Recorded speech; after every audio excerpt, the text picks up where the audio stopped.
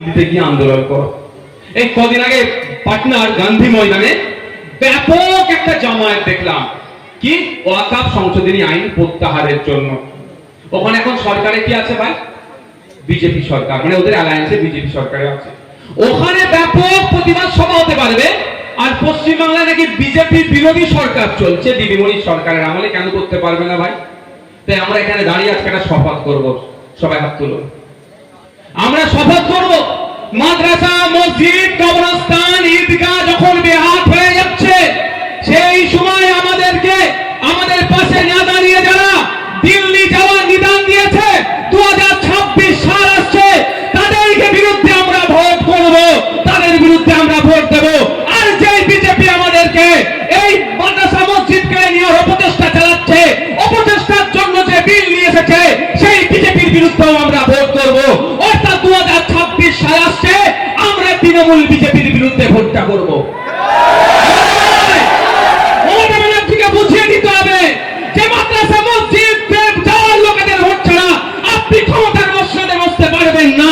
আর সেই মাদ্রাসা মসজিদকে যারা কেড়ে নিতে চাইছে, তাদের বিরুদ্ধে আন্দোলন তো দূরের কথা, পশ্চিমবাংলায় যারা আন্দোলন করছে তাদেরকে আপনি মামলা দিচ্ছেন। আপনাকে আমরা 14 তলায় আর উঠতে দেব না, আপনাকে 14 তলা থেকে টেনে নেওয়া হবে। আপনি ভাবতে পেরেছেন, ভাঙড়ের 3000 মুসলিম ছেলের নামে মামলা। এই ভাঙড়ে ঝামেলা হচ্ছে দেখেছেন না? আমার নামে 5টা মামলা। আমি সেদিনকে কোথায় ছিলাম ভাই? আমি ওখানে ছিলাম, বরঞ্চ আমি মানুষকে ফোন করে করে লাউড স্পিকারে দিয়ে বলাচ্ছিলাম, এই সন্দেহ ঝামেলায় কেউ চলাবে না, এটা চক্রান্ত। তারপরেও মামলা কেন? আরে আন্দোলনটা কার বিরুদ্ধে হয়েছিল? শুভেন্দু অধিকারীর নেতার বিরুদ্ধে, দিলীপ ঘোষের নেতাদের বিরুদ্ধে আন্দোলন হয়েছিল, বিজেপির বিরুদ্ধে আন্দোলন। আর বুকটা কার ফাটছে? দিদির বুকটা ফাটছে, তৃণমূলের ফাটছে। কারণটা কি? একে অপরের পরিপূরক। এইখানে যারা আছে নেতা কেতা, আমাদের লিটন দা আছে, আর বলো না গো, রফিক সাহেব আছে, এদের কিছু করার নেই। এদের উঠে বসতে পারলে উঠবে, দাঁড়াতে পারলে আমার চ্যালেঞ্জ করে বলছে। এখানে সম্মানীয় ব্যক্তি, আমি যথেষ্ট তাদের সম্মান দিই, দেব। রাজনৈতিক মত পার্থক্য থাকতে পারে, কিন্তু এদের ক্ষমতা নাই দুটো কথা বলার। আমি তো বিধানসভার মধ্যে থাকি, আমার লাইভ টিভিতে চলে না, বিধানসভা যে লাইভ হলো বুঝতে পারতেন। আমার থেকে তো ভালো আপনারা জানতে পারবেন না। এদের ক্ষমতা নেই, বাইরে বাঘ মেরে ফেলবো বলবে, ওখানে একটা মশা মারার ক্ষমতা নেই মমতার বিরুদ্ধে বাইরে। বুঝতে পেরেছেন? তো এদের নিয়ে আমি কোনোদিন ভাবিও না। তো এদের নেত্রী আমি আশা করেছিলাম, বিশ্বাস করুন, যে পশ্চিমবাংলার সমস্ত যারা বিজেপি বিরোধী শক্তি আছে, মমতা ব্যানার্জি ডাক দেবে, ডাক দিয়ে একসাথে ওয়াকাফের বিরুদ্ধে আন্দোলন করবে। পশ্চিমবাংলায় এমন আন্দোলন সংগঠিত হবে যার প্রভাবটা দিল্লিতে গিয়ে পড়বে। কিন্তু দুর্ভাগ্য আমাদের, আমার দুর্ভাগ্য, আমার চিন্তা, মানে আমার ভুল চিন্তা ছিল। উল্টে কি দেখলাম? পশ্চিমবাংলায় আমরা যারা আন্দোলন করছি, আমাদের বিরুদ্ধে মিথ্যা মামলা দিয়ে আন্দোলনকে কিভাবে আটকানো যায় তার সর্বোচ্চ চেষ্টা করছে। এবার আপনাদের বলছি কেন বলছে, আমি তারপরে আসবো, এটা বলার পরে আসবো কেন আমি ওয়াকাফ আইনটার বিরোধিতা করছি। শুনবেন তো ভাই? তো কেন পশ্চিমবাংলায় আটকাচ্ছে?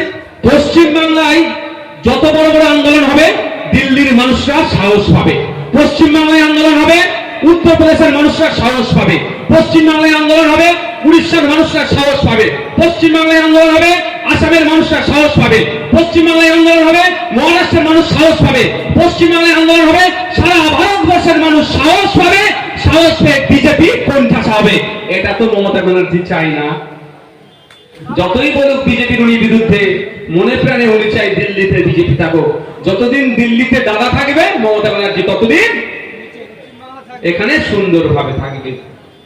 আর দাদা বিপদে বললে দিদি তখন ঠিক ম্যানেজ করে দেবে। একটা উদাহরণ দিচ্ছি, আপনারা জানেন এবারে কুম্ভ মেলাটায় চরম অব্যবস্থা ছিল। প্রায় 140 বছর পর পর হিন্দু ধর্মের যারা অনুসারী, তাদের ধর্মীয় বিশ্বাসকে আমাকে রেসপেক্ট করতেই হবে, এটা আমার ধর্মীয় শিক্ষা। কারো বিশ্বাস আমি কোনোদিন আঙুল তোলার ক্ষমতা আমার নাই।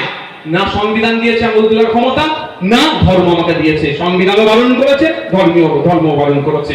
140 বছর পর পর তারা মনে করে এটা মহাকুম্ভ, ওখানে গিয়ে স্নান করলে তার পাপ মুক্ত হতে পারে, তাদের বিশ্বাস।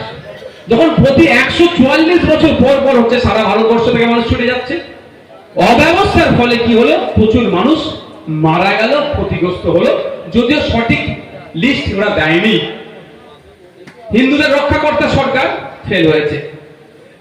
সারা ভারতবর্ষ যখন এটা নিয়ে ক্ষিপ্ত, ইভেন পার্লামেন্টে যখন কুম্ভ মেলার উপরে আলোচনা করা হোক, কারণ কুম্ভ মেলার জন্য ভারত সরকার প্রায় 1700 কোটি টাকা মতো দিয়েছে, আর উত্তরপ্রদেশ সরকার প্রায় 4500 কোটি টাকা মতো দিয়েছিল, প্রায় 6000 কোটি টাকার উপরে। তাহলে এত টাকা খরচ করার পরেও ভালো করে কেন হয়নি? কেন এত মানুষ মরল? এই নিয়ে বিধানসভা লোকসভার মধ্যে চর্চা হোক, এই নিয়ে বিরোধীরা যখন দাবি তুলছে, তখন দেখলাম বিজেপি তৃণমূল তার একটা এমপিকে পাঠিয়ে দিল কুম্ভ মেলাতে। তার এমপি কুম্ভ মেলায় গেল, কুম্ভ স্নান করার পরে বলছে এত ভালো অ্যারেঞ্জমেন্ট আর হতে পারে না।